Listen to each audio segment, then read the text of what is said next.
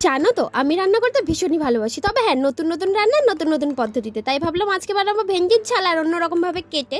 তাই চলো তোমাদের সাথে শেয়ার করা যাক। আলুটা তো ভাজা হয়ে গেছে হালকা করে, এদিকে মাছের ঝাল আগেই বানিয়ে নিয়েছি তাই একটু দেখিয়ে দিলাম। আর এদিকে হাই ফ্লেমে ভেন্ডিটাও ভেজে নিলাম। কড়াইয়ের মধ্যে তেল দেওয়ার পর গরম হওয়ার পর পাঁচফোড়ন, কাঁচা লঙ্কা আর পেঁয়াজ দিয়ে সুন্দর করে লাল লাল হওয়ার পর দিয়ে দিলাম টমেটোটা ভালো করে কষে নেবো। তারপরে আদা রসুন দিয়ে সুন্দর করে এটাকে পেস্ট মতন বানিয়ে নেবো, টমেটোটা একদম যাতে গলে যায়।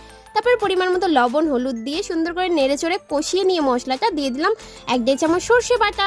আর তারপর প্লেট ধোয়া জলটা হালকা দিয়ে মশলাটা আর একটু কষিয়ে আলু ভাজাটা দিয়ে দিলাম, দিয়ে সুন্দর করে মিশিয়ে হাই ফ্লেমে ভেজে রাখা ভেন্ডিটাও দিয়ে দিলাম। তো সুন্দর করে দুটো একসাথে মিশিয়ে নেবো মশলার সাথে।